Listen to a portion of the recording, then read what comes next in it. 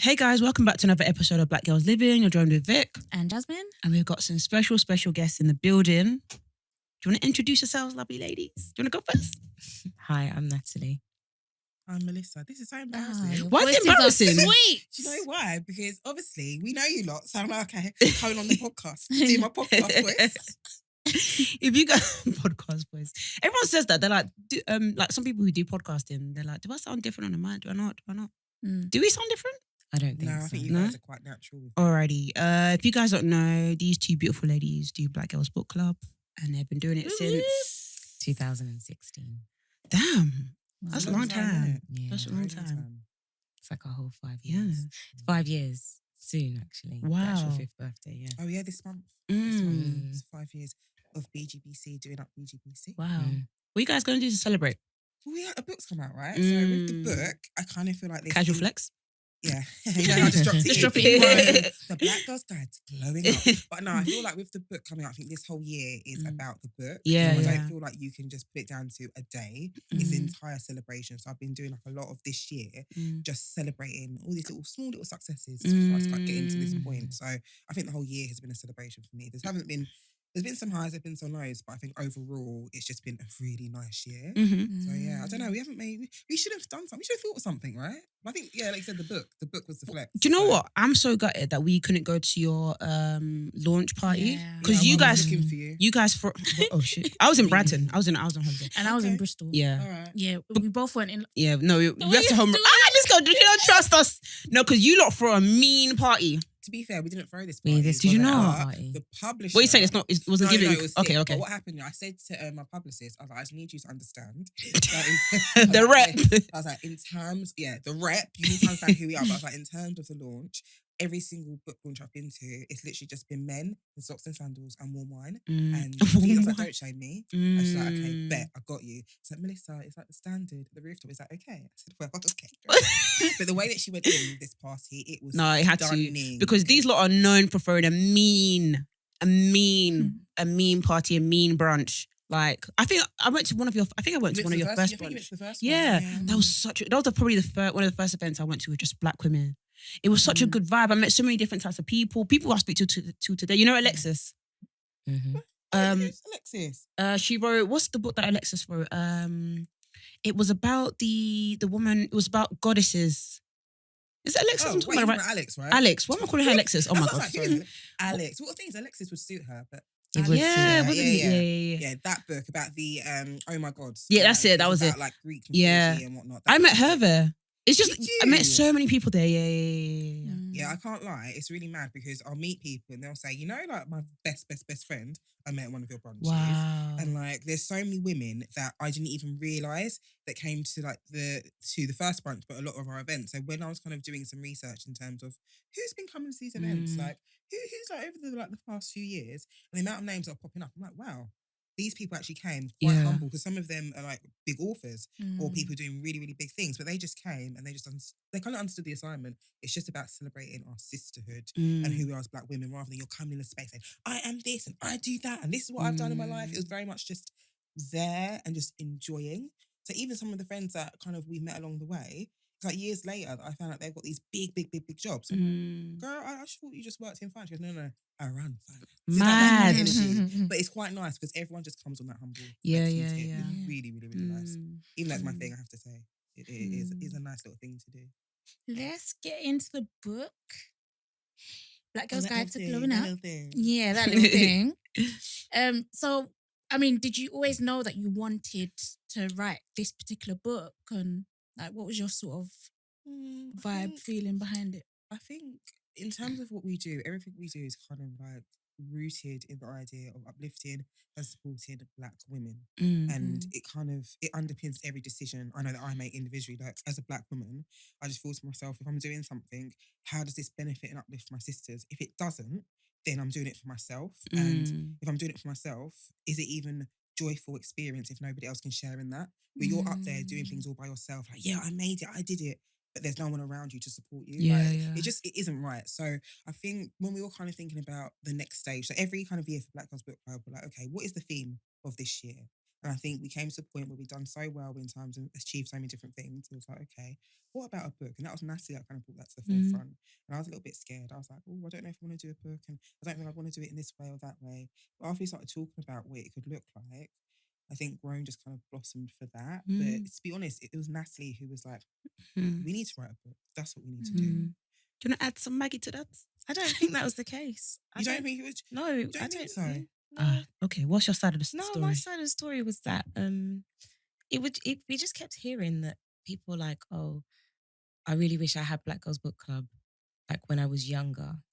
Because what ultimately happens is we pick a book. I make sure, I'm like, who's read the book? Put your hand up. If you haven't read the book, why have you come? Blah, blah, blah, blah.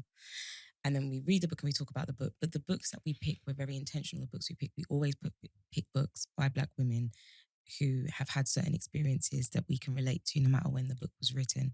So what ultimately happens is we talk about it, but then we're going to start talking about our own lived experience at work. Then if someone's in a trash relationship, someone else might start talking about their own trash relationships. And so it just becomes like a natural sisterhood. And just building off what you guys were saying about you met this person and that person there. It's like when you begin to have those genuine conversations about what it's like to be a Black woman in this day and age, what your living experience was when you're a teenager till now, it just naturally flows that people like, this is a sisterhood I wish I had when I was younger. This is the advice and the guidance and the conversations I wish I had 5 years ago, 7 years ago. I find specifically for women, Black women who grew up outside of London or didn't grow up in Black communities, for them coming to Black Girls Book Club is an amazing experience because they're used to being in an environment where there's just one or two other Black people.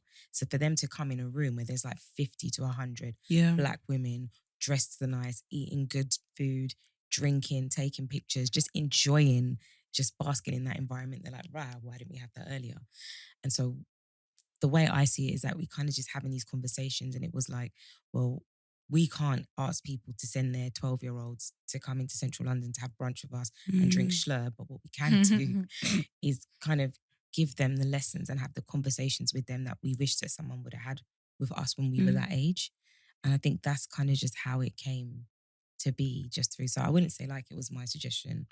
I think it was more. Though. I think sometimes, in life, people just need to acknowledge when they come up with an idea. But it wasn't my idea. You push it to the forefront. So whose idea was it then? It was yours. It wasn't my idea. Ah. I didn't want to write no book.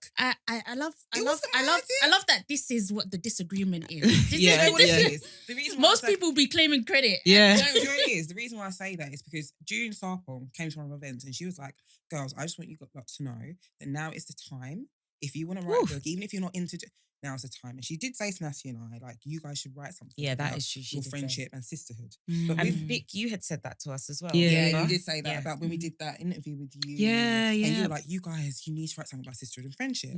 But in terms of the actual conceptually having this being a book, I'm just like, okay. But the thing is, one thing, I know Natty said it was my idea.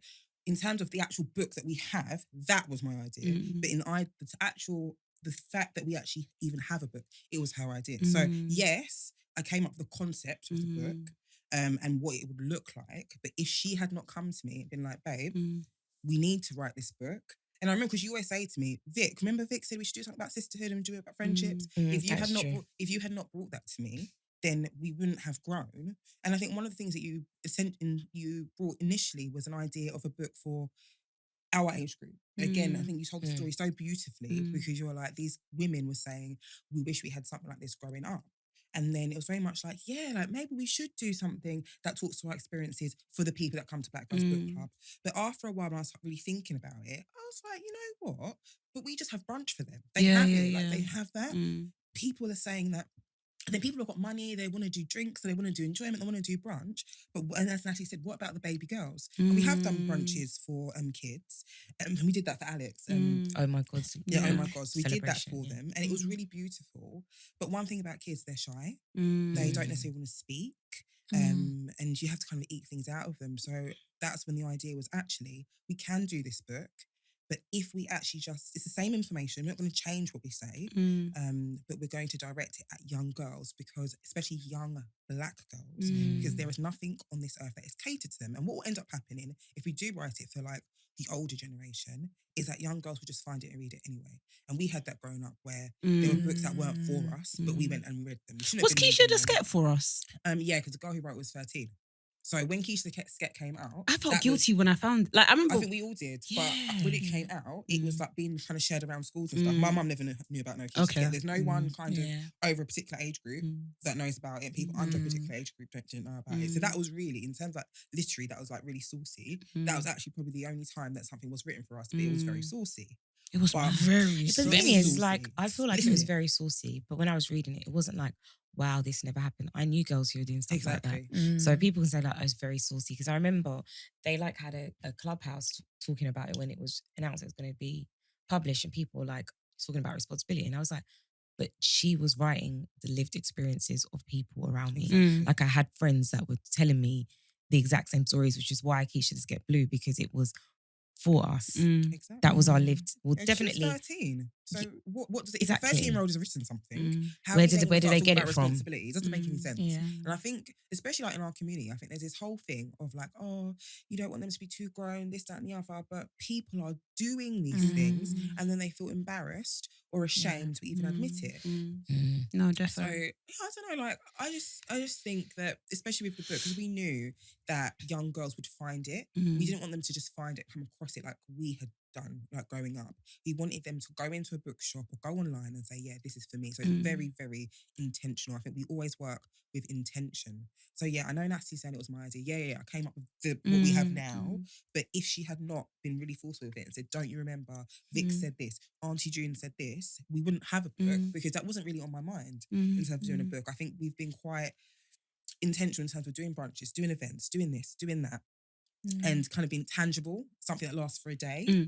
But when Natalie was very much like, we need something that is kind of essentially, it's like a legacy, something that everything we've gone through, everything we've done is like in just packaged nicely. Yeah. And I think we started that with Black Girls Book Club with, okay, everything we've gone through, let's find something that allows people to have that kind of safe space. So we had like the brunches, which, you know, no men are allowed, it's really bougie and all that kind of stuff. But it was kind of, and that's why I talk about the themes for each year, because the actual theme, I guess, for that year was like, you know what, this is legacy. This is what we're going to do.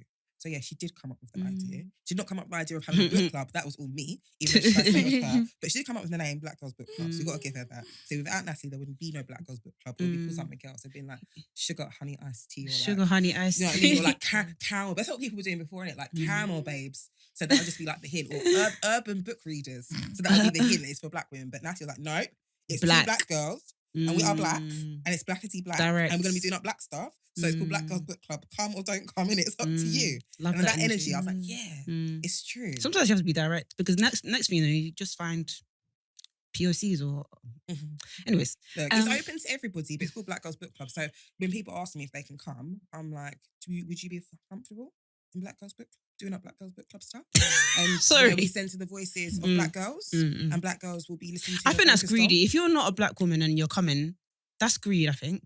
You know, it is. I think, if I'm being honest, it is so lit. If you look at it, it feels like it's so lit. I think people are like, oh no, I can't lie, I just want to go. So I get why people. But it's not. But there's other things you can go to. You know, but is there anything as good as Black Girls Book Club in the literary game? No. So I get why people want to come, but then my whole thing is, look, yeah, just because you see black girls doing up nice things, not everything is for you. Yeah. But it's open to everybody. So if you're bad and bougie, come through, innit? Come through. But then we get them to answer questions. So like, before you come, you have to like say, no, what is it, plantain or plantain? Like that kind of in little questions. And if you know, then you know you'll give the right But answer. sorry, that question is even the division in the that's black very community. Yeah, it's the right. So I know if you So it's a say trick question. Yes, of course. Of course. So I just know. Yeah, but if you know, you'll know which answer to pick, or you'll know what that question is really about. Exactly. If that makes sense. If When you know, people you ask me know. that question, I say no comment now. But then if you put no comment, I'll say, yeah, come through. Because you just know already. Not to argue. Do you know what I mean? Don't argue. Whereas you can just tell, because sometimes I put it and then you'll have like someone who clearly maybe isn't of our demographic. They just give some weird answer. Some weird Or like answer. essays. Yeah, like just nonsense. Like I don't know. They've gone on Urban Dictionary and they've like dissected the ongoing debate. In 1966, Right. Nigerians claimed that it was plantain. What I love about the book is like it's proper like what's the word I'm looking? There's lots of colloquials. It feels like you're proper talking to us black people, especially to young black girls. Did you ever feel any pushback? Were you scared to be authentically you when you're writing the book? Were you scared? Because there's a book by Steph. What was the book called again? Fattily Ever After. Yeah. And in her book, it's probably one of the first books I've read where it was kind of like, I'm going to speak as if I'm speaking now, how I speak in my blog post. And that's what I loved about this book because it just felt so relatable. Yeah. And often I feel like when black writers have a chance to write, they feel maybe a bit scared to be them. Yeah. I don't know. I feel like there was pushback. Sometimes we would be writing certain things and then the editor would be changing it and we're like, stop changing because you don't understand. Like, please. Sorry, I have to laugh. Like, it's why just... you're not even using her name. You're saying the editor. No, I'm not putting that out on the street like that. And she might listen. Yeah, legal things, please. But the seriously, lawyers for being like we're gonna be here. it was just very like frustrating because it's like you don't understand. And they're like, oh, but I don't know if we can say this because I don't know if this is a genuine or like fair representation. And I remember thinking to myself, but you're not black, sis. So like there were some things where like you just had to pick your battles. Like, I'm gonna die on this hill today, or actually I'm gonna live to see another day. I died on every single hill. Can't lie. Wow. I would say I died on 95% of the hills. But you know, sometimes like when you're being worn down, you're just like, do you know what? Yeah. Okay, 95%, you know. 95% of the hills I died on, but some hills I had to be like, okay, cool, like I'm tired. But yeah, I think we always committed to the fact that we were gonna speak the way that we speak and we were gonna write the way that we wanted to write, or else what is the point of us even doing it? Because my worst fear was that we were gonna write something and we're gonna kind of follow that kind of, you know, respectability route, and then it wasn't gonna have the impact that we really wanted it to have. So then it's like, we're working full-time jobs, we're writing in a pandemic, to not be genuine, it just adds salt to the wound, if that makes sense. And then we want girls to read it and see themselves in the book. And the whole point of writing in that style is to say the way that you speak and the way that you express yourself is a valid way of expression, even if it's not what's being taught in the curriculum. Do you know what I mean? So, you know, sometimes I would say my favorite phrase, I think, was take time. And they were like, take time. And I was like, no. Yeah, that, do you know what? T-E-K. You know, can we just change this to take time? I was like, no. Like, so that for me was frustrating, but that's how I would have wanted someone, an older cousin, an older sister, you know, one of the younger aunties to actually speak to me. So why would I not be consistent and genuine in that respect? And how did you like deal with the sensitive topics? And I mean stuff to do with like sexual health education and all of that stuff, because that was the part where I was like, as soon as I read those bits, I was like, I wish I had this when I was younger. Because I feel like, yes, we had those people coming into school to tell us, oh, this is how you put a condom on it. But it's like, I don't think we really had like a proper, I don't know. We didn't have this. We didn't have like a book or black woman's representation of what is sex and how should we look after ourselves. And even the bit from Mel B, where she spoke about abuse and gaslighting and stuff. And I just think this is incredible. I think with that chapter, that's the body language chapter. So with that, I didn't really want to write it, but I knew how intense it would be and the things I'd have to cover. But in the end, I was like, you know what? There are a lot of people that would need it. I was very lucky growing up that my mum essentially asked any question I had, my mum would answer it. So my mum was very much of the thinking of, if you are old enough and mature enough for these things to be in your mind and you're worrying about them, then I'm here as your mother to give you that answer. So, you know, sometimes I didn't necessarily want to ask her certain things. And then, you know, sometimes we'd be watching something on TV. And then what my mum would do, say if something came on EastEnders, she would just start talking about the thing. and then like, or how she dealt with it when she was younger, or this, that, and the other. So she'll do it in that kind of way, and we'd always have active like conversations. So if I saw something on TV or like a sex scene or something, I'd be like, I don't even understand like why they do that, or why they're flinging off all their clothes. Mum was like, because, and she'd actually like, explain. My dad told me to close my eyes. I think my dad slapped me once, because we were watching this film with Will Smith, and he was having sex with a girl or something like that. And I said, Dad, why does Will Smith get all the ladies? My dad just slaps me. I'll never forget. That's even a valid question. I'll never forget. And I was thinking, like, what did I do? My mum would have been like, what we would do? Now you're watching this. He was like, how dare you make me feel uncomfortable? Victoria. Oh, he probably was thinking, like, I don't want to detail as to why. Yeah, exactly. No, my dad used to slap me all the time. That was just distraction. Do you know what it is? It's like he's so frustrated at himself that he can't actually express it, that he just lashes out and does violence. Like, so one of Jazz's favourite artists, 50 Cent, there was a song, is it Candy Shop? Yeah. I remember watching it in the early morning, like just watching it before school, Dad came and said, what's that you watching? Because obviously one of the girls in it, what's the girl that was in the music video? Olivia. She was shaking her bum. Do you remember? Yeah. But Dad said, what's that you watching? Just slapped me. And I was like, but how is it my fault 50 Cent has a woman shaking her yash in the video? Nah. I feel like with parents, like it's just quicker just to slap it rather than to explain. I'm just thinking, I'm thinking about what you said about your dad, like saying you to close your eyes. Like my mum, what we would do sometimes, like a sex scene would come on and we're clearly embarrassed as kids because our parents are there. We'd be like, oh my God, this is so disgusting. And Mum's like, what is wrong with you? She's like, stop being stupid. It's not disgusting. Or if you think it's disgusting, close your eyes then. And I was like, oh. I used to fake sleep. Did you guys fake sleep? No. So if I didn't want to see, I would close my eyes. My mum was just very much like, you're not just acting foolish. Wow. Like it's just this is not full, just go upstairs and go to bed then. And she's like, oh, you know what? Yeah, you're right. It is your bedroom. I'm like, no, it's fine. I can take it. So my mum was very much just, she always kept it real. She was just like, you're being stupid because you are going to sit here and pretend like you don't know anything about no kissing or that your friends aren't doing up kissing. Like you're not even nearly 14, 15. Come on, let's just be realistic about it. So we weren't really, when we were growing up, we weren't really allowed to like fake the funk, essentially. She was very much like, okay, you're a child now. You're only going to be a child for a little bit of time. You're going to be an adult for the rest of your life. So it's like she was really like preparing us for it. So when it came to that chapter, I really kind of embodied everything about her and like the things that we discussed, and it just wrote everything down. So like where we have like vaginal discharge, because that's a whole thing, I think as a woman that you don't really talk about when you first get it. And I just remember thinking, oh my God, there's something wrong with me. And I was like, there's nothing wrong with you. That's why I bought you panty liners, but you don't listen in it. So I was like, oh. Even like, like in your like panties, like they'll get bleached. So the whole time I was like, wow. What's wrong with me? And then I was like, oh, it's because of this. I didn't even know that until maybe like last year. Me and Jazz spoke about it on the podcast because I saw a viral tweet. I just thought maybe, do you know what I thought it was because of my cheap Primark knickers. Do you know what I thought when I put them on the sun? I thought the sun was I thought the sun was I don't know, was burning the knickers because it was Primark.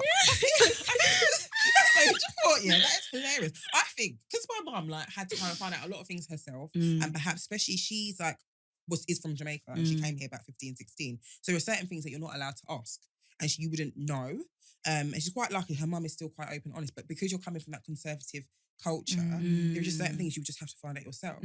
So she was very much just like, this is what it is. Like, there's no long thing about it. You're going to find out at some point. That's good. This is what it is. And if you don't ask, she won't necessarily tell you, especially if it's something that can be like embarrassing. You know what I mean? But there were just little things that she would just tell me about because she knew it would be something I might be insecure about or something I might worry about. So there was not shame in our house. There's no like embarrassment or shame about things. And we would like talk about things quite publicly, and my dad would be there listening. He'd be like, oh my God, what is wrong with you? Like one thing my dad is just always rolling his eyes at me like what is wrong with you? Because he's just been in the house the whole time with me and my sister asking mad questions. Oh, do you have any brothers? No. Okay. Good. No. Sorry, Nats. I know you've got a little brother, but like imagine a brother in my household. No, that would have been like, no. It's nice just having my dad there, knowing that this is like female supremacy. Love that. We're running the team in the house. So no brothers. I don't know. Maybe I'll be a different person if I had a brother. I think I'll probably be like. You never know. Exactly. That's what I think. Maybe I'll be different because I've got no sisters. I've already got brothers. You got brothers. Yeah. I remember they used to fight you. Fight who? I'm joking. No. Do you know? Did my brothers fight me? Maybe like once or twice. Never used to fight me because I'm the oldest. So they never used to fight me. But the lip, like the ag. Especially when they were in their teenage years. It was too much. It was too much. It was way too much. Did Isaac try to fight you now? So you're the big sister. So like, did he? No, I think we used to bicker a lot. I used to wind him up a lot because I think that I was very resentful that he even existed. I was. Wait. At least you can admit it. Yeah. Some people No, but my mum said like, I think, didn't you say he was the same? No. I wasn't like, not that much. It wasn't resentful. No, It was basic. just that you No, cried. please, because my brother listens to this. I actually love him. No, do you happen basically? Sorry to cut you. I love my brother. But Yeah. like, my mum said things like, because I was 4 years. I think 4 years is Yeah, too that's big a of big gap time. between Yeah, because you siblings. are only child for 4 good years. And I was very spoiled, right? So when my brother came, apparently 2 weeks, I was like, yeah, I think it's time to take him back. When are we taking him back to the shop? Like, all of that type of language. So it took me, I would say I didn't like having a brother until I was at least like, I would say 10. Yeah, I 12. wasn't. I'm just being honest. Fair dues. I'm just being honest. But now me and my brother are very, very, very close. But I find with brothers, they have like reckless abandonments. It's like, I get like one WhatsApp from my brother every now and then, like just checking I'm alive. And then that's it. I don't hear anything from him. But then when I do spend time with him, it's really good. So I love having a younger brother now. But nah, we used to argue a lot. And I feel like our parents wanted us to share lots of things that we just shouldn't have been sharing because we were different genders and there was a big age difference. And I think we are 2 completely different personalities. So even physically, I'm short, he's 6'2". I'm loud, he's quiet. He thinks this way, I think that way. Even when I'm approaching things, I'll ask him like, what do you think? Just to get a completely different perspective. But we've been like that since childhood. So our parents wanted us to share rooms and share things, like trying to force connect. You only got one brother, it's not like me. My daddy saying, I've got 6 brothers and sisters. If I don't talk to one, I've got the other one. Which to be fair is a very toxic way to be. But that was kind of that you've only got each other. And I think they tried to force it where they should have kind of just left it. Allow you to be individuals. Yeah. And then, and I think some things they did with me that they tried to do with him and it didn't work because he's like a very stubborn character. Like he's very principled on certain things and he's okay with being alone and being an individual. Whereas I'm like more, I want to be in the group. So I love him now. There were times I wasn't feeling him. I think when he came back from uni, that's when I was like, wow, he's grown, he's mature. And I feel like we had more common ground. But no, I didn't like having a brother. And asking me, probably didn't like having a sister either. Mad. Oh no, my situation, I've said it on the pod before, but when my brother was born, basically I've got 3 brothers. When the last was born, my mom said to me, oh, it's going to be a girl. And I was like, I'm getting a sister, oh my days. Like, I can't believe this. So then we went to the hospital now. No, he came home and I opened up the thing. And I was like, this is a boy. This is a boy. And I just started crying. Like, I just started crying. I was like, uncontrollably crying. I don't even know how to do the maths. 10, maybe 10. Oh, I'm That's sorry. quite a big age gap. Yeah. Wait, was I really? Or maybe I was 8. Either one of the 2. I'm not good with maths. How old are your 20. youngest brother? I'm So that's 8. 27. Yeah, it was like 8 years. Yeah. I just couldn't believe it that he was a boy. You know what? I'm thinking about when my sister was born because there's a 6 years age difference. And so a lot of people, they hear that, like, my gosh, that's a huge age difference. But I think for me growing up, what I ended up having, like, that kind of period of being an only child and enjoying having my mum and my dad, like, for me. And I think they gave me that space to kind of really get to be that, like, a little independent 6-year-old as independent as you could be. So I was really excited. But I remember my mum essentially just came to me. Bear in mind, my sister's born in February, right? So it was just before Christmas. My mum was like, oh, what do you want for Christmas?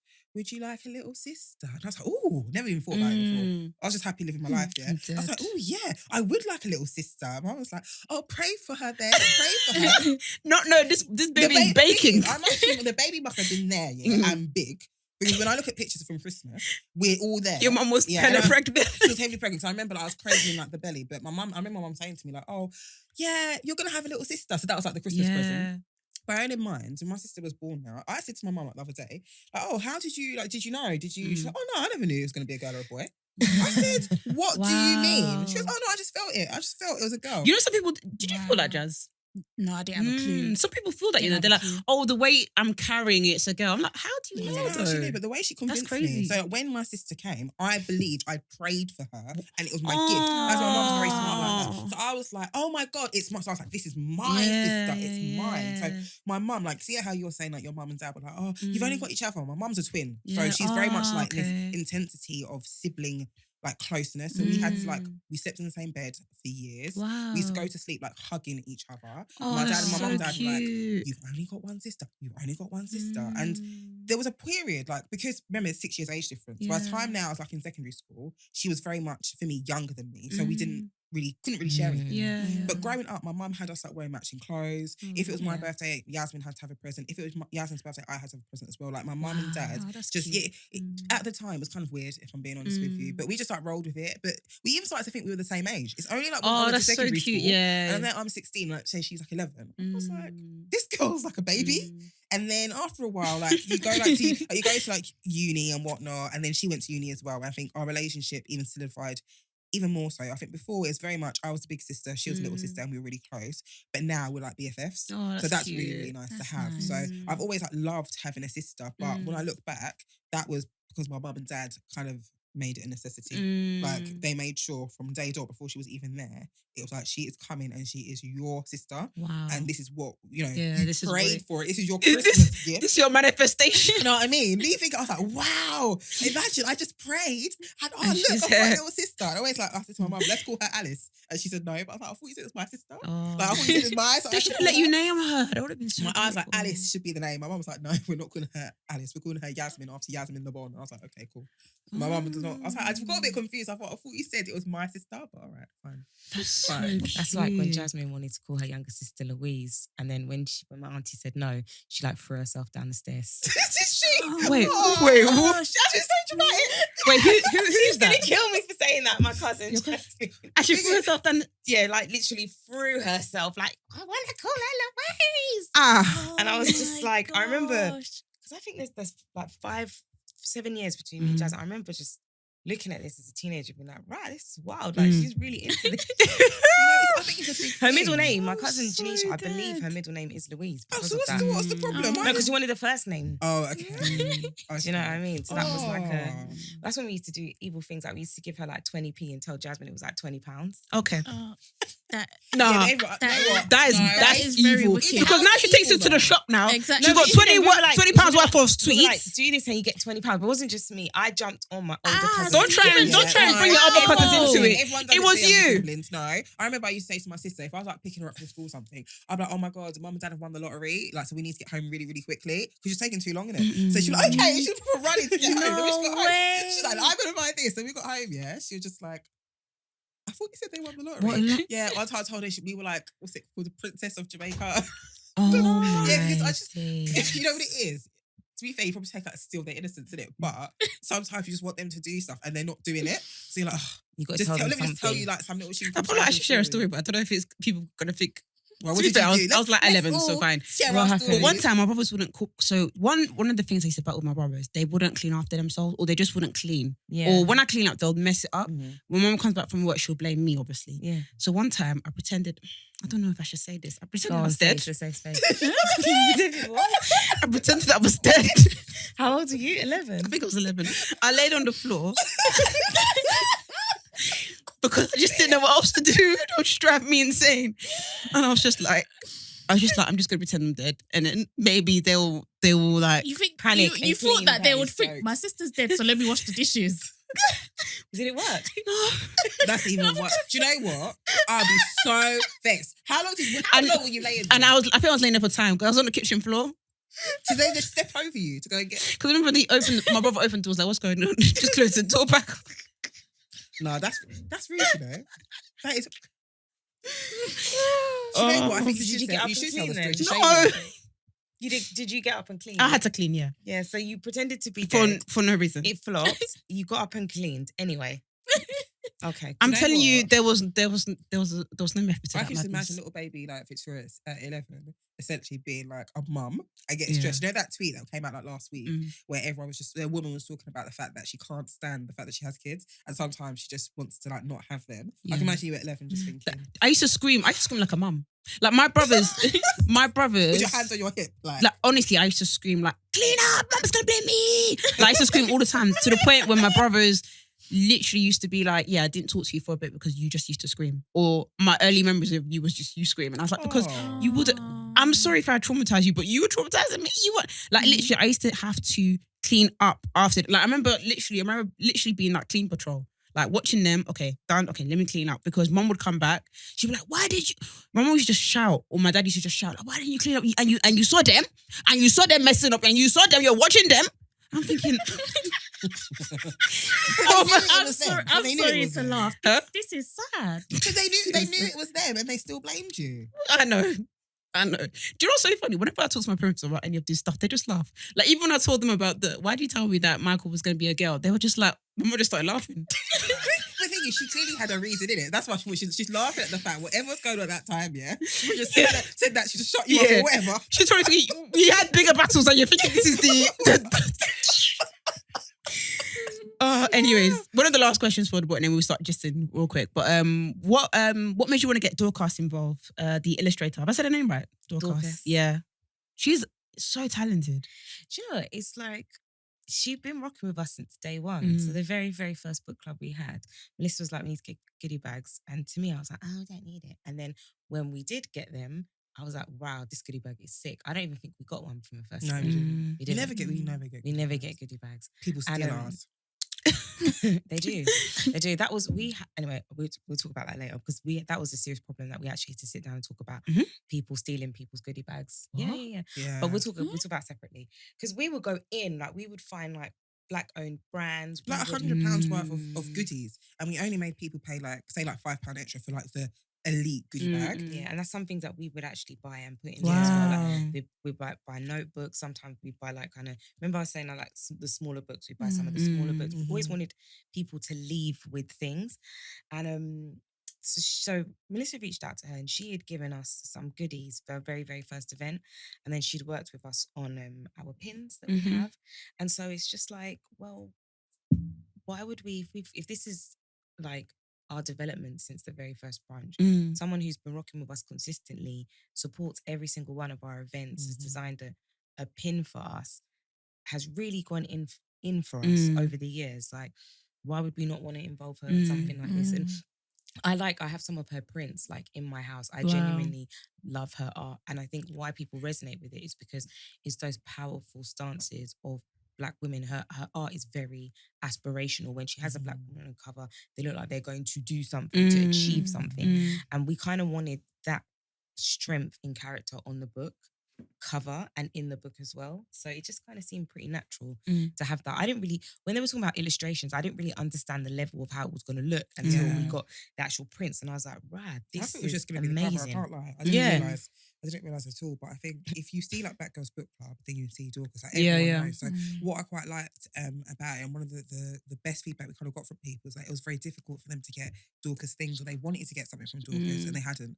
So they'll come to an event, they'll be like, oh my gosh, I wanted this print for ages. So it's just so intertwined with what we do. So we always ensure that we have like some form of stationery kind of like art stuff. So we ensure that when you're leaving with a particular amount of things. So foundation, test out foundation, like maybe a lipstick or something. Just a book. Just lots of different things. Like when you kind of get home, you're reliving that Black Girls Book Club experience in your own home. And I know because when we first started, people were like, wow, these tickets are expensive. Like expensive for H, like it's expensive.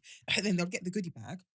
And I'll be like, wow. Not even a goodie bag, but actually come to the event. Because one thing that it was difficult to do is it was difficult to find like reliable venues that would provide like food and drink to the standard we want. Because it wasn't like just come and you're going to get one scoop of rice and peas, one piece of chicken. Like we wanted the food to be presented nicely. We wanted people to come and feel like they were having a regal experience and they were catered to.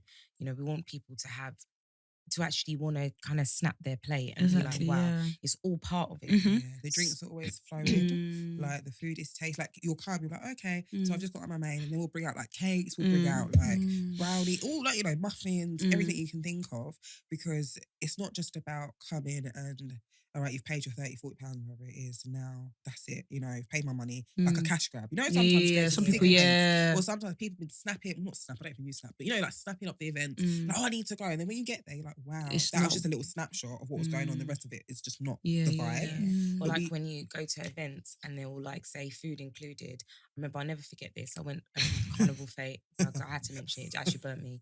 And it was meant to include unlimited alcohol, which was unlimited because one girl with us jumped off the truck and broke her ankle. That was wild. Okay. But I remember when I got my little container of food, I thought it was jerk chicken. It was a bone.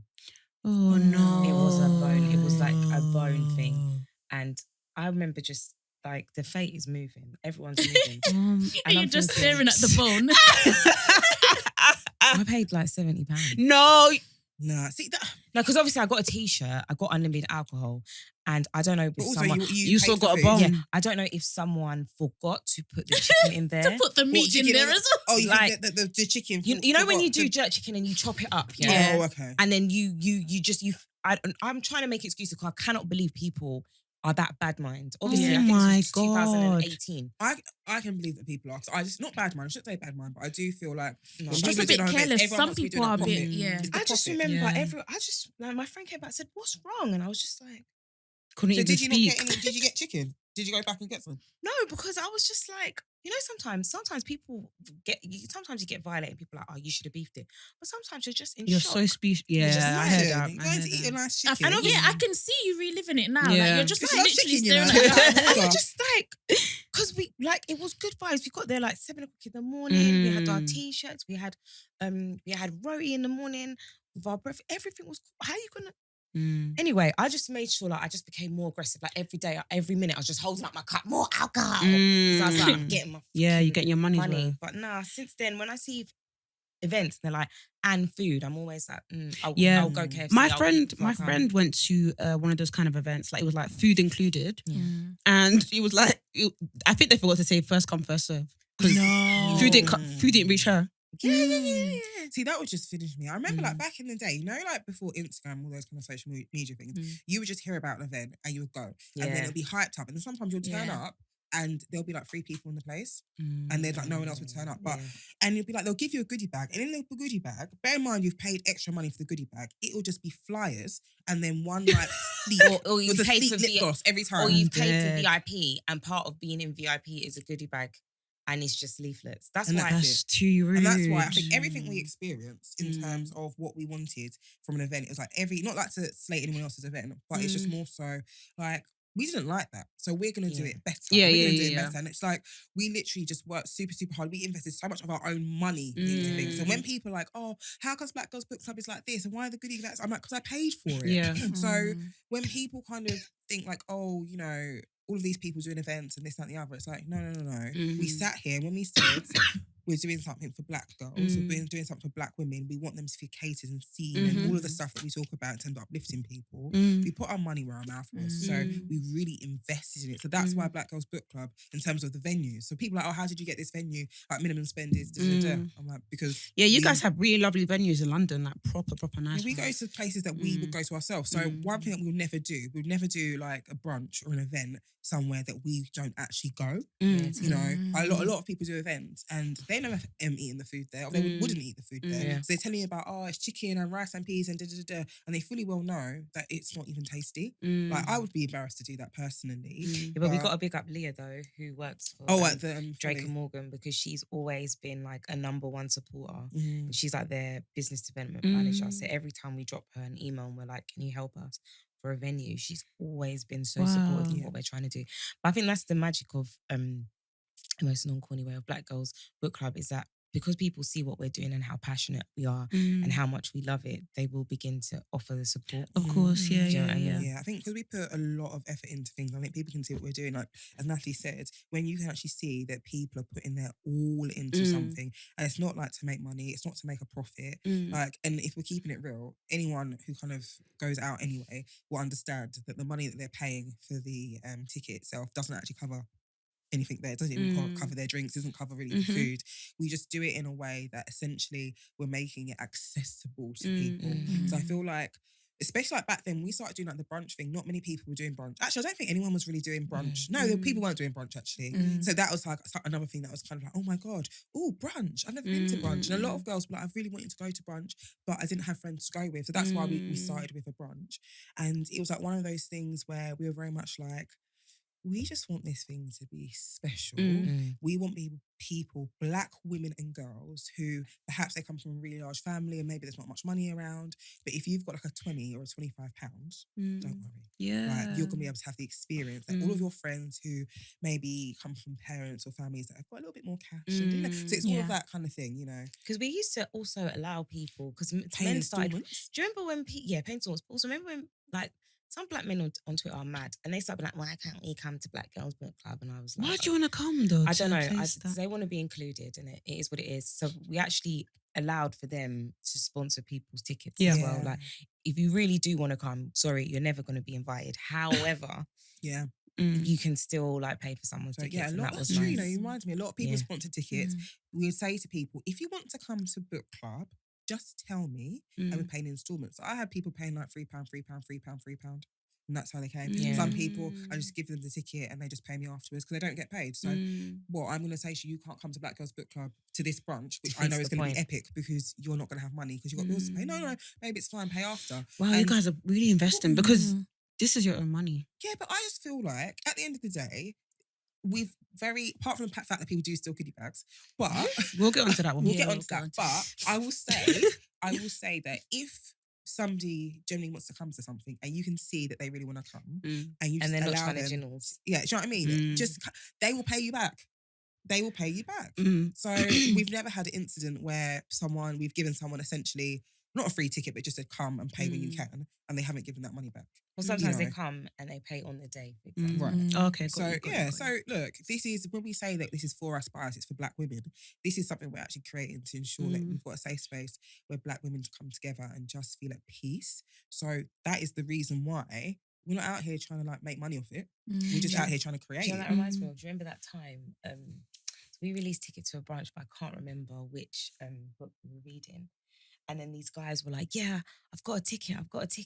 Do you remember? Yeah. And they were like, yeah, and I got a VIP goodie bag ticket. Oh my God. And then another one tweeted, yeah, I've just bought my ticket. You know that time, these times I have big work to do. I'm on Eventbrite on the work computer trying to see which name is a male name. And she was giving you like refunds. You refunded. I started refunding people with unisex names because I was like, bro, I can't trust it. Fair dues, man. No, because we can't have them there. Like sometimes it's just nice to have things without them.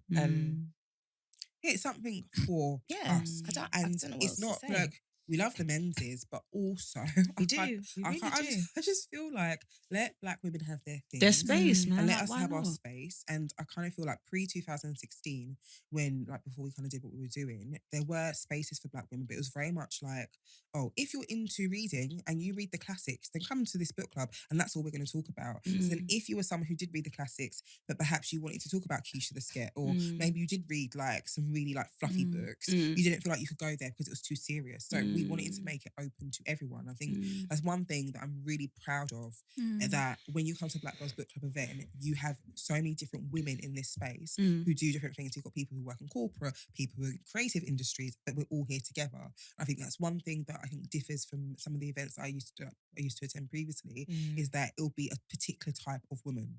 Like it'll be a corporate woman. Everyone's corporate, and everyone's just talking about, and I've done this, and I've made this, and I've very Jack and Jill. Yeah, and everyone's using long words. Yeah, it's like, come on, man. What's been a turning point for you guys you've seen in publishing, like for black women especially?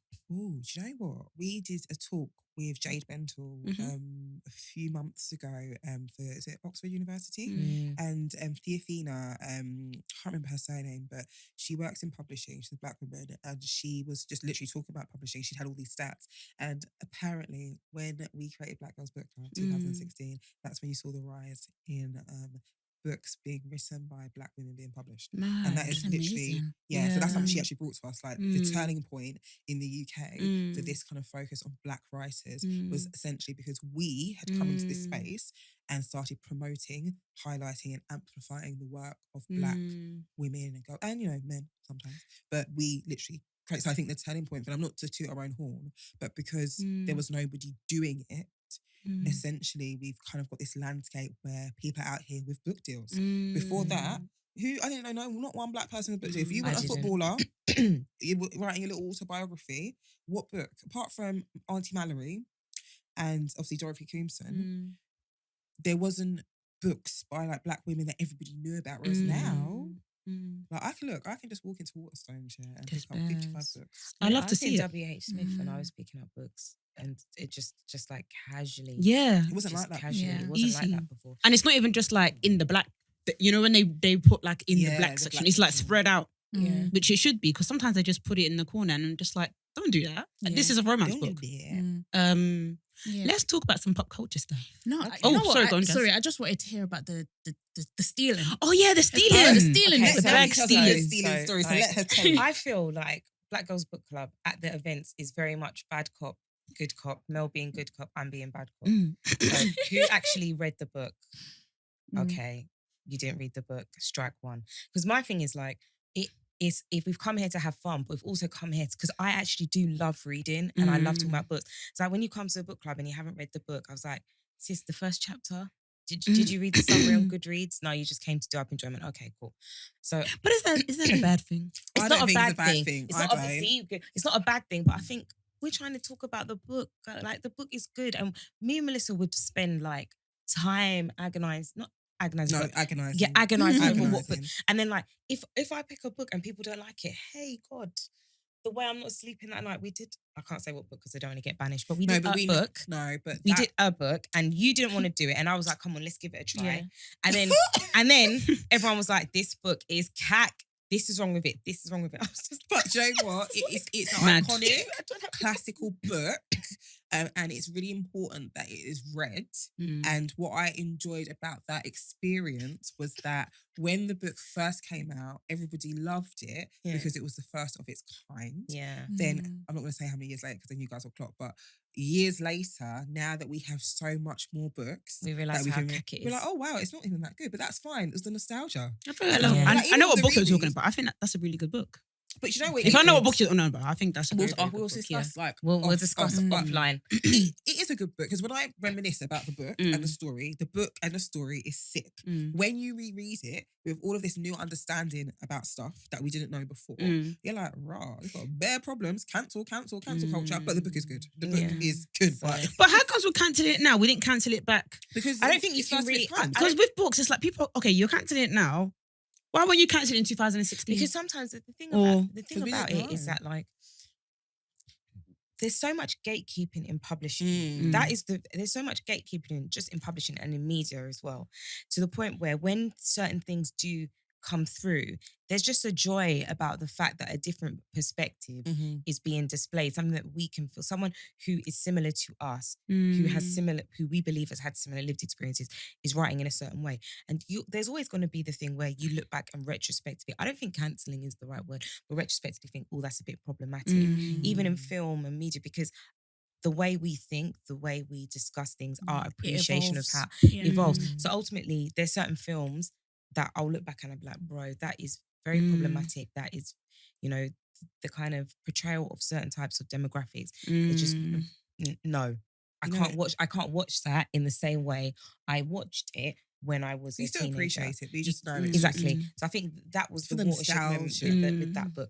But yeah, we used to have this thing where We had people two would levels of goodie literally, bags, innit? people would literally like see a goodie bag, go in it, and say for example, one goodie bag had one black up lipstick. People would be like, oh, I want a second one. So they'll go, you think you take it for a joke? They will go literally and be taking things out of other people's goodie bags. Or they'll just take a goodie bag. Like Or literally. they'll literally They would pick literally up. just pick up So the I goodie used to get an announcement on the mic. It's like, guys, for everyone, please look after your goodie bags. I do not have any spares. Because literally, you don't understand. I'm packing the goodie bags at my house. That's so Melissa's coming to meet me. sad. We're getting in a cab and we're bringing them. And people have given us stuff, but they might not necessarily, they don't give us a surplus. If we ask for 40, they've given us 40 because 9 times out of 10, they might not be able to just be flinging of course. samples Of course, around, right? Or alternatively, we don't have the budget to buy 100 Of course. when we only have 40 people. Right. So that was pissing me like, someone take And you know what? my goodie bag. Oh, do you have a spare? No. No. But you know what's Who is stealing? Did you catch the culprit? Yeah, well, I know who. Anyway. Melissa believes she knows who it is. No, You don't I know. You know what it is? One thing about Did me. you see them on CCTV? What I'm going to say is, one thing You about can't me, be saying like that. I'm not saying anyone's names. What I'm saying is, one thing about me is that on every table, at every event, I have someone at the table who's there to help facilitate the conversation. So it's not about, oh, you stole it. It's not even that deep. What people need to understand is when we're doing the goodie bags, we're actually intentionally ensuring that goodie bag that we've put at your desk, at your table, at your seat, has a foundation that will match your skin. Has a lip. You know what I'm saying? So when you go and take so-and-so's because you think, oh, I like this, it's, no, but that one was specific For them, yeah. For them. That's so greedy. So I yeah, can't no, lie. it's, I think people are so used to going to events, and usually it's people who are not like familiar with like the event or like they're new to it. So people are so used to going to events and just acting mad, like picking up stuff and da. But then they start to realise that, oh, it's a sisterhood, it's a friendship. So people always give the things back. Ugh. They always. That's actually so embarrassing. But I think that was just more so when people kind of heard about the hype of book club and then they were very much like, oh, what is it? I want to come. And then they've come in just thinking it's like your regular. I'm like, no, this is like friendship, this is sisterhood. You don't just come and just pick up a goodie bag. You know, like sometimes you just go to random events, you're like, oh, goodie bag, and just take it, yeah?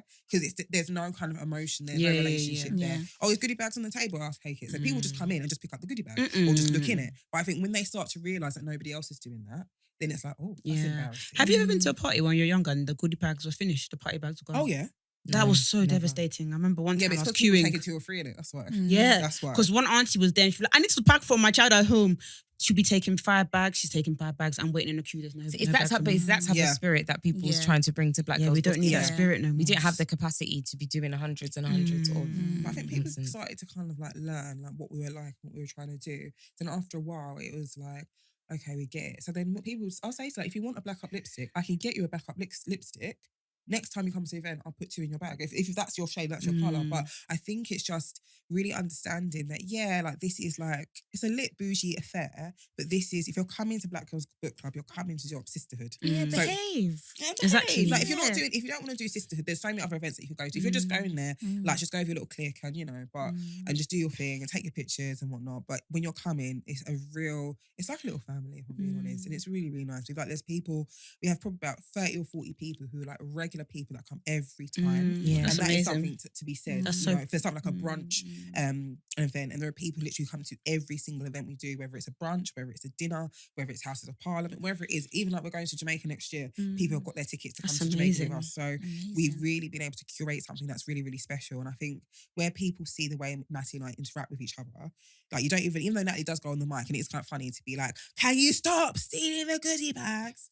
It's very much just, I think no problem with saying she'll it. do it, but I feel like people become so much kind of in this relationship with Natty and I and the friendship that it becomes like, yeah, I can't lie, that was me. So when you're saying, do you know? I'm like, yeah, because they're like, yeah, That's can't lie, it was me. ghetto, They told you man. because you're a good cop. Because if they told me, You chuck I 'em would have out. been like, no, don't come back, or You I'll know, refund it's your true. ticket, or you're not allowed to come But to the that's- next year event.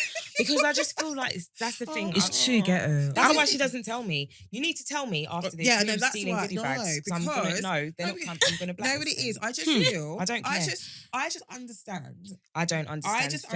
understand what it's like when you go to an Theft. event and you just see the bare goodie bags, innit? So Have some control. especially if it's your first time, Sis, you just sis, think you can sis, pick up a sis, goodie bag. you see everyone there. You see everyone there. And you're the you think animal. that it's your time to go and take 2 or 3. It's just the way that Just we had to, clear we off, had to start doing stuff honestly. like, okay, like Sarah, could you please come up for your goodie bag? Like, that's the way we had to start doing it. Oh, Because, wow. yeah, Really I like just- children. I don't have you know time. what? I The don't goodie have bags are time lit for it. though. The problem that I have here with it is like the goodie bag is so lit.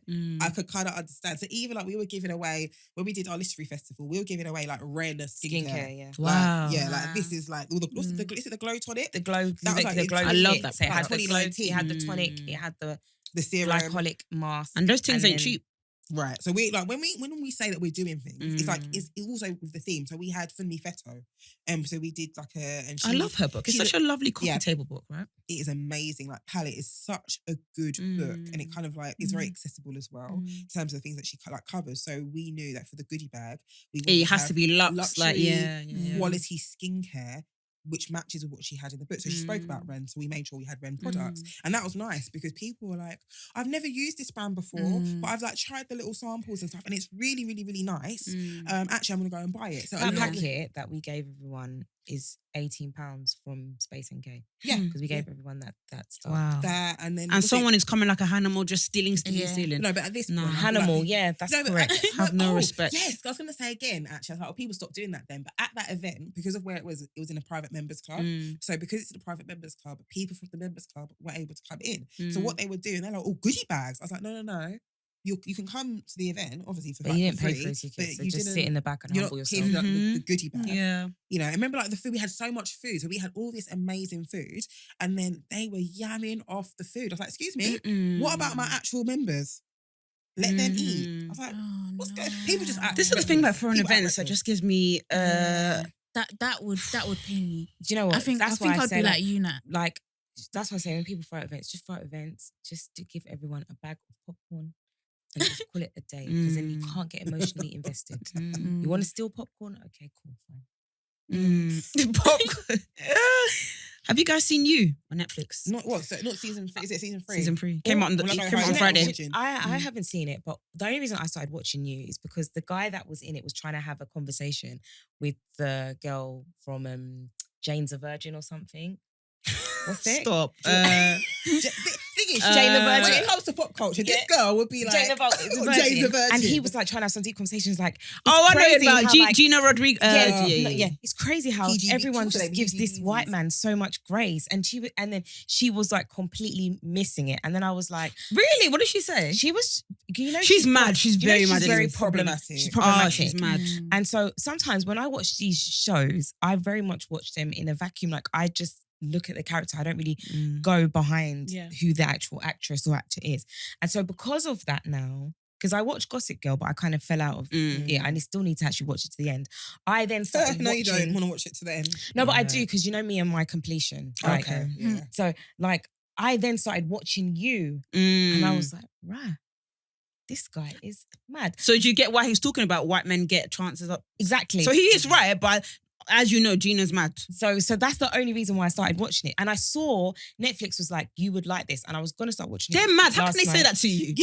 You would like. But however, that's because I'm always watching my murder mystery. Okay, so you're like Jazz. You're on Jazz's listen, vibe. Yeah, Yeah. Netflix is absolutely correct. No, but they said that The to me. algorithm doesn't No, lie. guys, Yeah, guys. it doesn't. It doesn't. Guys. It doesn't lie. I don't like that kind of stuff at all. No, And no, Netflix suggested You to me. So they said to me, do you know what they said to me? They said girl meets boy or boy. I said, you're mad. No, So I yeah, watched right. Do you know what Netflix used to do to me? Yeah, it used to do this thing where it make the thumbnails of all these Black. films only have black people. Yes. so that I would watch it, and then I would be like, the black person just said hello. Oh my God. I mean, the same thing. I literally watched it like, I thought there's still black people in this. So I just the had scammery. I had to transfer to Amazon Prime, and then when I came back, they started acting correct. Oh, okay. Amazon Prime's user experience is Yeah. Oh, it's It's so horrible. bad. The only reason I'm on there is because I pay Hulu additional £3 to Okay. watch all How are you my getting this housewives. Hulu? Or is it Hey? It's Hey. Do you know what? Hulu, I've just- Hey Is it You. Hey No, Lu? it is. I'm just. No, I realised. think it's Hey You. What are you watching on You know Hulu? what it is? It's Hey the- You. the- What are you watching on Hey You? I'm watching. all the shows.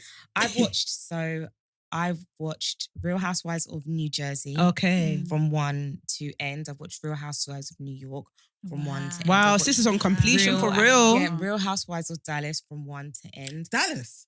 Dallas, yeah, it's a vibe. They're not Did they really- cancel it though? No, they cancelled didn't it. cancel it. They paused it, please. They didn't It's not cancel coming it. back. They I just want you to paused know it. it's not coming back. So I was gonna start watching No, that. no, because they might come back Okay. in 2-3 Now years. they're bringing Miami back. Miami. I never watched Miami, so The I have Miami, to start that watching. one. I tried to watch Orange Good. County, but it was just too wild. Mm. Like, you know, when you're just looking at the 2000s, and I can't. If it's not black people, I cannot go back that far. If that makes sense. Yeah. And then I watched, obviously, having Atlanta on tap, Potomac on tap, without having to go to Mr. World premiere. Married to Medicine. Married to Medicine. Love that. You watched Salt Lake City as well, right? I watched Salt Lake City. All I want to say, please, everybody watch it, because Jen Shah, boy, She's going to jail. she's going to jail. going And to Sister jail. Was it Sister Mary as well? Sister Mary Clarence. She's doing the most. I love her though. Mary Cosby. Mary Cosby. And so, yeah, so those are the shows I'm on there watching. They're like trying to recommend me to like watch Kardashians and stuff, and that's just not Your vibe. I just don't think, like, all the problematic issues aside, I just think genuinely when I used to watch when I was younger, they are very, very, very boring. Like, they are so boring. It's very What are scripted. people? Not even scripted. It's just boring. Like, oh, I'm so busy. I had to go to here, and I'm just driving in my car. And it's like, I want to watch people actually doing Do things and things. having real Yeah. conflict, Yeah. and something is actually happening, and people are actually talking about Yeah, things. yeah. I don't want to just watch you sitting in a room where everything's white, eating a salad. Like, Do you know what I hate about the Kardashians when I used to watch it? So they used to do this thing, like, it was the previews. Yeah. They annoyed me. So, for example, Kim's going to meet Chloe. They're going to have an argument. Yeah. So she's on the phone. She's like, "What do you mean? What do you mean?" So they will show you that right at the beginning of the episode. Yeah. They go halfway to do a pause, and you say, "What?" Do you mean? And you're thinking, again, what does she say? Then you see the argument, and it's absolute ass. As in, the argument is Nonsense. Chloe being like, "Oh, what do you mean, Mom's present still in transit?" Oh my You're thinking, gosh. and That they because do they're that boring. all the Because they're time. The only time they had a real fight is when Kim that one was slapped hilarious. No, but she's always Her slapping sister. people. Really? Don't you remember Do that? you remember she took the bag? I remember The she Hermes bag. You don't remember seeing it? I didn't watch it religiously. I've seen but the it was episodes just a here there. clip. The clip ended up on Twitter. Yeah, it so was she just comes in the Kim back of the room, slapping and she's just and What? Chloe's just laughing at Yeah. her. So she slapped her. What's the oldest one called? Is it Courtney? Courtney. Yeah, She slapped- Courtney. No, but you know what? Like, Courtney is annoying. She'd be like, I don't want to do this. This is not my lifestyle. No. And then I I don't know. love Courtney. I can't lie. I think she's hilarious. She went to go and hit Kim, and then Mm-mm. Kim just went, Don't be slap, so rude. slap. Wow. And then Chloe's obviously finding it so hilarious, and she's like, "Oh, stop, guys!" And it's like, you're 6'12". She Yeah? can literally pull them. You can Yeah. literally pull them apart, but you're enjoying it for the camera. And then Mm. then Kim was like, "I've got scars in my back." Because they don't like, the thing is, they don't like Kim. So They don't like Kim.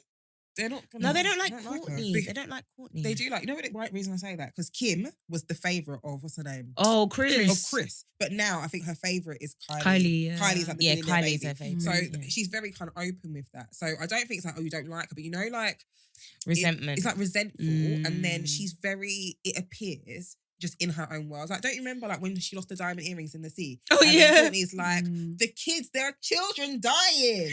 I'm not gonna lie, though. If I lost my diamond earring, upset, I'll be I'm sorry. crying Can I just too. say, that No, was but just you insurance losing a diamond earring compared to Kim Kardashian losing Okay, a diamond fair. earring. Also, it's is an not- insurance scam because one thing that they do a lot of Insurance scam. is they like recreate things on purpose so that they have like a timeline to say, oh, this is what happened. All So it's like, right. if you are Kim Kardashian, you've lost your diamond earrings in the sea. What's the first thing you're going to do? Call Say, insurance well, company. Call the insurance company. But it was. If I was on insurance, I said, get inside that sea. Do you know what I Start mean? looking It for was your ring. documented, it was recorded. How do you know? Oh, she right. And why are you didn't lose the wearing, diamond if it's that earrings? deep to Yeah, you, why why are you wearing wearing diamond it in earrings? the sea? Even me, when I lose my Exactly. basic studs that I order from AliExpress, I'm upset. Do you think I'm going to be wearing them in the sea? Exactly. Mm. There is no way on this earth. Like, we've all gone in the sea. We've all gone swimming. You take certain things off. Mm.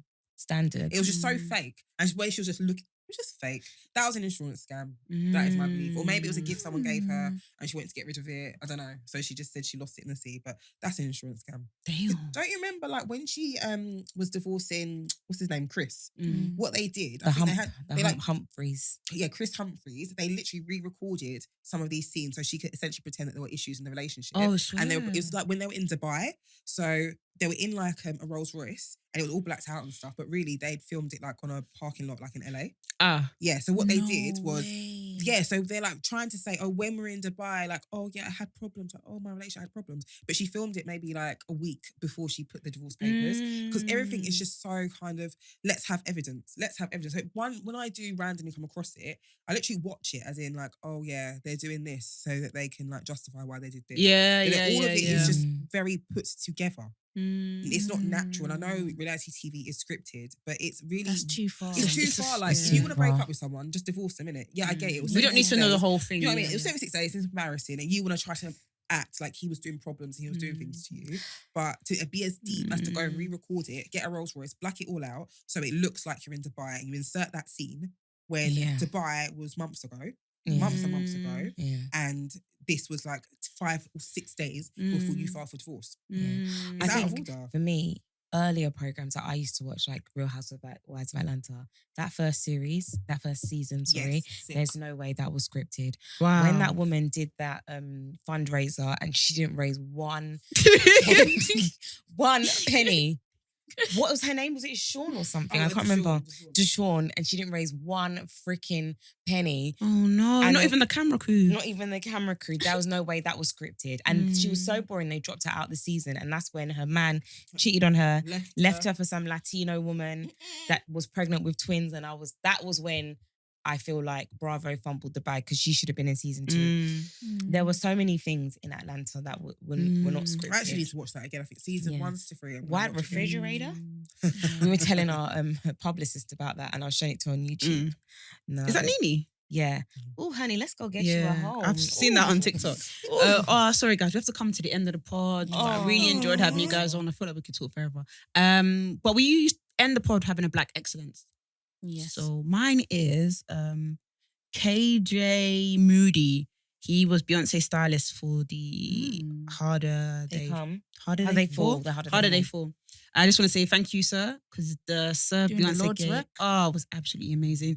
I'm praying that you get more work with her because that was sensational. Give it. It was a really good look. One of my favorite Beyonce looks. Yeah. I don't think I have one. That's all right, girl. Yeah. Do you guys have one? Do you want to Yeah, shout out any two. black business You or two any? are- You two are doing up Black excellence. Yeah, Oh, Black wow, excellence. thank you. Oh, my You God. know what it is? It's so lovely to see, like, because I'm so into this friendship and sisterhood thing.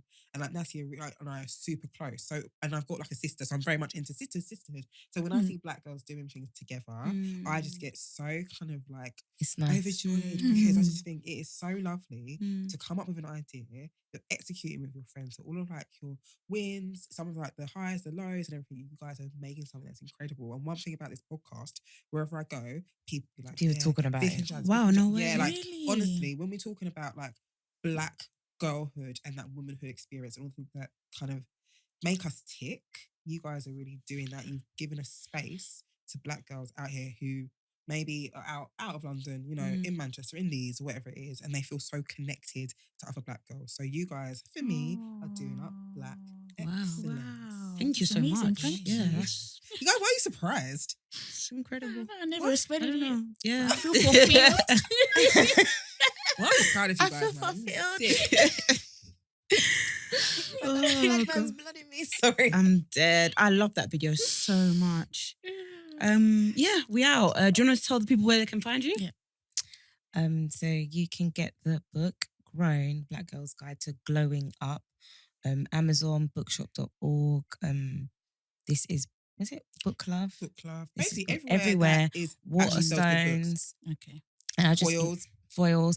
I just encourage everyone to like buy the book because hopefully this can be a gateway to have more books like this for Yeah, young black please do. girls. Amen. So please Buy it for your support. younger sisters, cousins, nieces. You can buy it for yourself. Buy it for Buy yourself it for as well. yourself as well. Christmas is coming.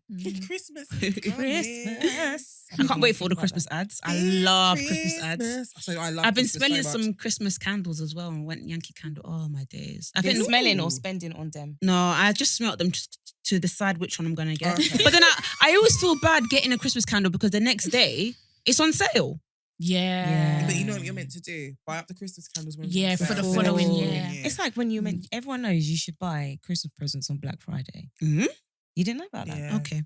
Or some people buy Christmas presents in the Boxing Day sales. Or like in Yeah. the January sales. Yeah, my after mum the used to following I do year. think that's long to hold it for, because you don't know the It is person's long, like yeah. Yeah. style might change. Yeah. appreciation. I would have gained weight. Where can they Where can they find us, Jasmine? Catch us at Black Girls Living on Twitter and Instagram. My account is jazz_BW. You can catch me on Vic Sanusi on Instagram, Victoria Sanusi on Twitter, and you can follow us on TikTok and YouTube, etc., etc. Yeah.